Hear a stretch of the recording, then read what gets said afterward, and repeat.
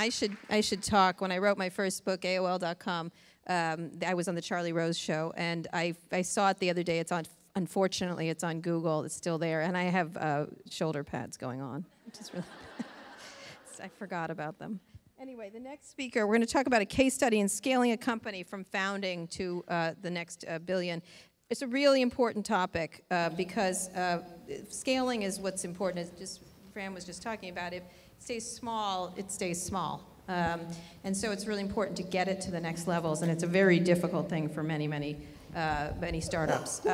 Michelle Zatlyn is the co-founder and head of user experience at Cloudflare, and she grew up in Canada, earned a degree in chemistry, and applies the scientific method to building businesses. I'd love to know what that means. Prior to Cloudflare, she worked at Google and Toshiba, launched 2 successful startups, and got her MBA from Harvard Business School. She has a degree, Bachelor of Science in Chemistry with a minor in Management from McGill University, and again has the MBA from Harvard, and was awarded the Dubliner Prize for Entrepreneurship, so she's a true slacker. So without further ado, let's bring her on.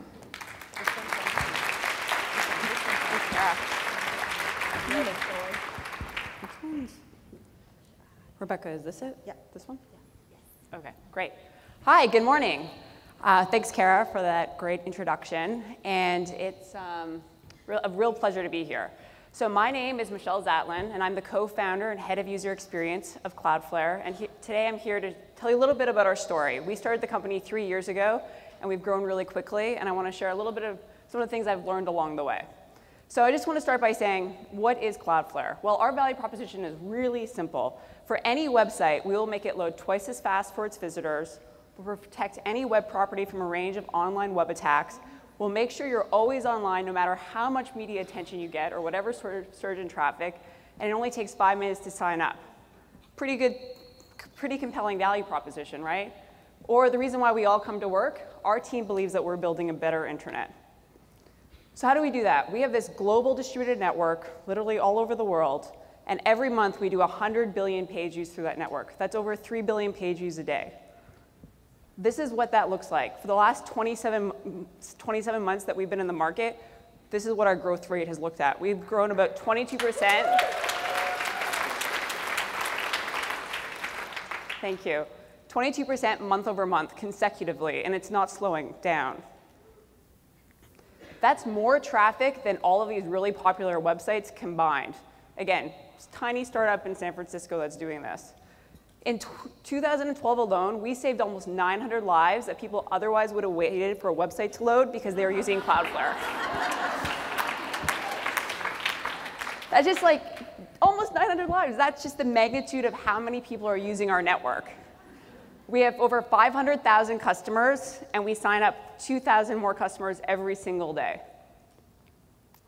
And these are websites you've heard of. You guys have gone to our network. Basically, web properties like StumbleUpon and Imgur.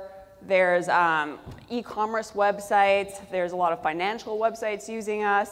There's pop culture, educational properties, charities, hobbies, other types of hobbies. National governments, local governments. I mean, it's pretty amazing at how global of a reach Cloudflare has achieved. Today, about 90% of the people in this room have probably had a better internet experience because of Cloudflare. Today, we do 3% of all internet's traffic passes through our network, and by the end of this year, we're going to be at 10%. So this is how fast we've been growing. So how did we do this? I wish I could say that there was some ingredient list and I could just give it to you, you could just go do it. But the reality is there's no silver bullet. It's a combination of a lot of different things. But I do think that there are 4 essential criteria that in your own businesses or in your own careers that you should ask yourself. So the first is, are you going after a big market? Our market is any website, web app, or web property. When we started, that seemed crazy. But it's a huge, giant market. So ask yourself, is what you're working on going to impact 100 million people? And the reason why that's important is no matter how big or small the idea is, it's the exact same amount of work. And so you want to go after something that impacts a lot of people. A big idea is easier than a small idea. So that's the first thing.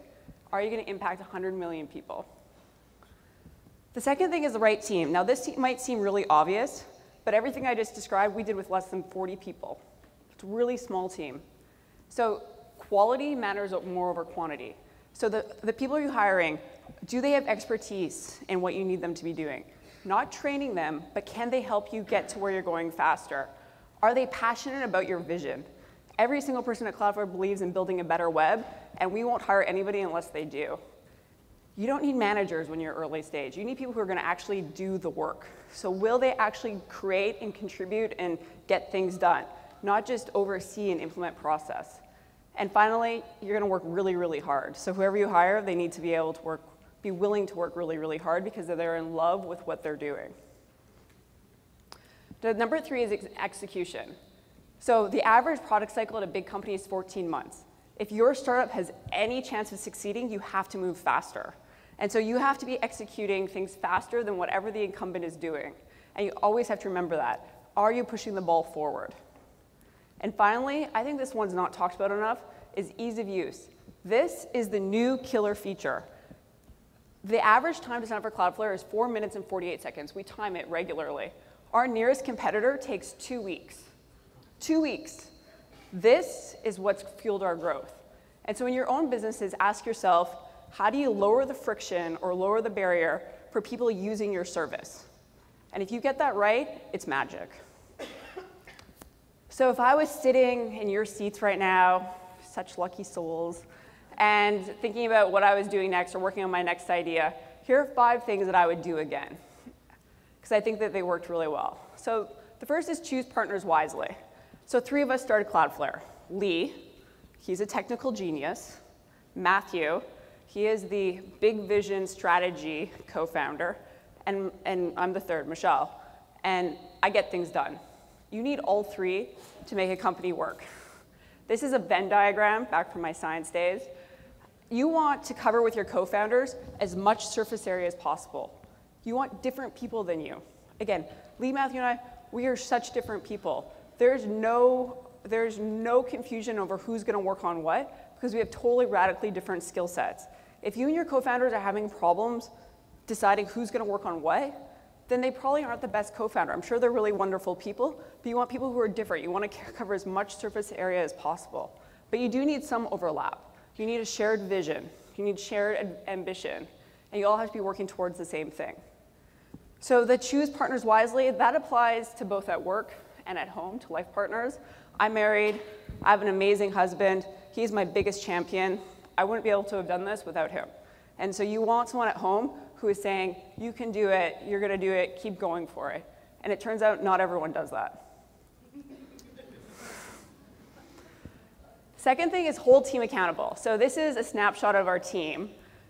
I want you to focus in on the right-hand side there on the, not on me, on the whiteboard. So I don't know, you can see the sticky notes the post-it notes. So for 3 years, this was our planning process. We would plan in 3-week increments, and every single person on our team would have their name on the whiteboard and what they were going to do that week.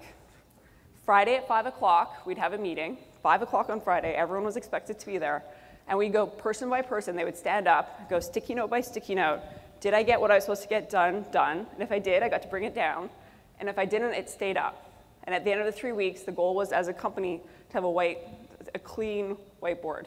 This is not high tech, but it worked really, really well. We held every single person on our team accountable, and there's nothing more, you feel nothing more than pride than when you're in front of your colleagues saying, I did everything I was supposed to get done this week, done. And there's nothing that feels terrible when you feel like you let your team down because you didn't get what you said done. And it helps identify bottlenecks and all these sorts of things. And so I don't care if it's lean method or agile or scrum or Kaizen or whatever the method you want to use is, just pick something and hold your team accountable. Get your own office early. I mean, co-working space is great, but after 3 or 4 people, you need your own office. This is not a frat house. This is not a sorority house. Get your own office. It's going to impact your culture. Build a voice. So it doesn't matter if you have a product ready. Start blogging. And you might think, oh my God, why would anyone care what I have to say? Because you're an expert at something, and start writing about it. People want to hear about it. And obviously, you want to share that on Twitter and Facebook, but there's lots of other places that are looking for content. The Women 2.0 blog is always looking for contributors, for people who have high quality content. Hacker News, great place to submit your blog post to try and get pickup. Even without a product, you can build this voice early and an audience. So once you do have a product, or as you gain momentum, you have an audience that is listening to you. So it's really powerful. And unlike the CEO of a public company, you can have a personality. So use it. And finally, launch an event. I think launching an event like Women 2.0 Today or TechCrunch Disrupt or Launch makes a lot of sense. Early on in a startup, you need early adopters, you need investors, you need media attention, you need partners. All those people come to these sorts of events to find the next big thing, and you're it. And so that's all obvious, but the real reason why launching an event makes a lot of sense is nothing motivates a team like a deadline that you can't change. All right, so here are the 4 things I would do differently. Some obvious, some less obvious. I think that it's so clear what we're working on at Cloudflare. We communicate it all the time, but it's still not enough. I mean, I'm talking about it every single time I have a conversation what we're doing, and I think, again, we communicate to our team a ton, but it's still not enough. You got to do it again and again and again and again. And they appreciate it, you appreciate it, and enough is never enough. This is not obvious. Be smart with personal security. When we started, we were literally students. We used Matthew's cell phone when we registered as a company. We used his home address. 3 years later, we're a big target. He ended up on the cover of Wired magazine in February. He was hacked. His AT&T voicemail got hacked.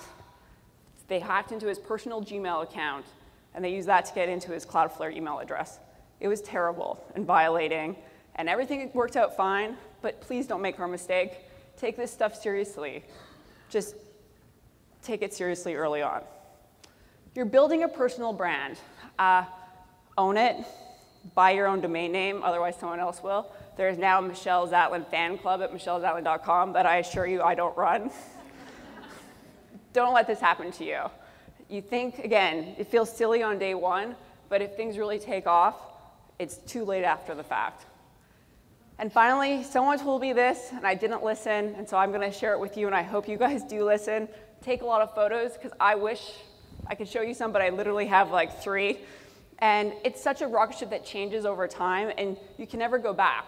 And so having photos along the way are really, really valuable. So I just want to close by saying that the really big ideas seem crazy when you start. I mean, when we started Cloudflare, we said we're going to build a better internet. People laughed at us, literally. Really smart people said that was crazy and impossible, would never work.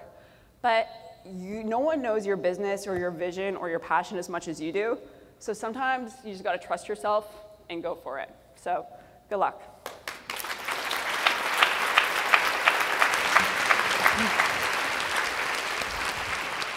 Who has michellezatlyn.com?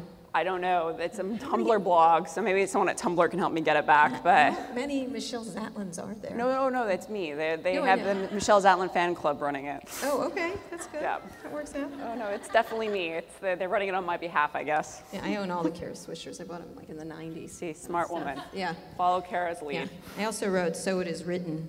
You remember from Moses? Anyway, so it shall be done. Okay, couple questions. I'm serious about getting up. Right over here. Right here. Why don't you go to the mic right there? It's not far. 2 questions. That is all. So you have an amazing background in terms of education, MBA. For some of us in like our mid to late 30s that have a lot of experience in terms of implementation or doing and want to take that to the next level, you know, one of the things that I look at startups, I see a lot of men in suits with MBAs running companies. So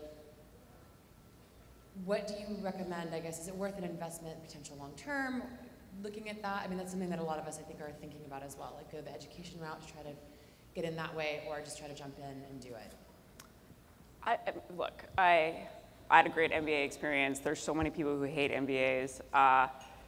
It's a very controversial subject, as almost everything is. I think an MBA means nothing. It's the person behind it. So just because you have an MBA, who cares? It's more what you do with it.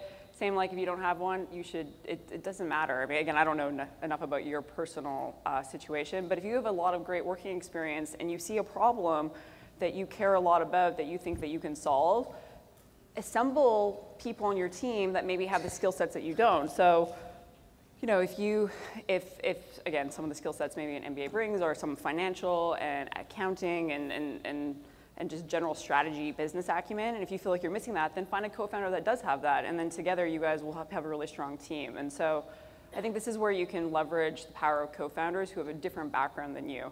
And again, I think that if you can do an MBA early in your life and you're excited about doing it, then you should go for it. Don't let someone get in the way of what you think is important. But I don't think it's a necessity to be successful. What about a computer science degree? I don't have a computer science degree. Do you think it's, I would suspect it's more important in tech to have that than of course, MBA. I mean, although I doubt you're gonna go get your computer science degree. But yeah, of course, if you can, the more technical you can be. I don't have a computer science degree. Obviously, I wish I did. Every single person working in technology says the same thing. Having said that, again, it shouldn't stop you. I mean, I run a web infrastructure company. I have learned a ton over the last 3 years. Every time I hear a word I don't know, I look it up. I read constantly. You can take tons of classes online. So if you're curious, I think being curious is more important than, if you don't have the degree, if you're curious, you can overcome a lot. You can get a lot further along the way. Okay, one more question quickly, right here. There's one right here.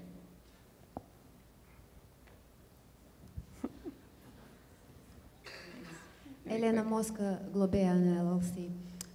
Michelle, a couple of years ago you spoke at Silicon Valley Forum for Foreign-Born CEOs, and I've been kind of paying attention to what you're doing ever since. And you talked a bit about challenges and advantages for women who grew up in different cultures trying to launch businesses on US soil. So from your perspective, has it been an asset where it allowed you to think more out of the box and be bolder? Or has it been an inhibitor, having to adjust to all of the cultural differences? Okay, so if you're a foreign entrepreneur trying to start a company in the US, it's really hard. There's a lot. The good news is there's a lot of great people, a lot of great Americans who are trying to fix that with making immigration easier. It's hard to get a visa. It really is. I'm not going to lie. But possible. Lots of proof points where it's possible to get a good immigration lawyer. Second thing, I mean, again, I'm really lucky. I have two awesome co-founders who I don't even think they think of me as a woman. They just think of me as their business partner. And you know, we've been able to achieve a lot. And so personally for me, it's not been a problem. Having said that, I know lots of women where they are constantly have challenges because maybe they are a woman, and that's too bad. But not everyone in the Valley is like that. I mean, our investors are terrific. I know a lot of them are looking for Michelles to put into their other companies because they see the value of having diversity on the team. And so, again, I think instead of getting hung up on, oh, is it going to get in my way? Just go do it. Just go get it done and keep pushing it forward because there are people out there that will champion for you. And it's a big issue in Silicon Valley, is helping people get visas. Although, you know, you Canadians are so troublesome, we have to watch you. I have to play by the same rules. Yeah. Anyway, thank you very much. Thanks, Thank you. Michelle. Thanks.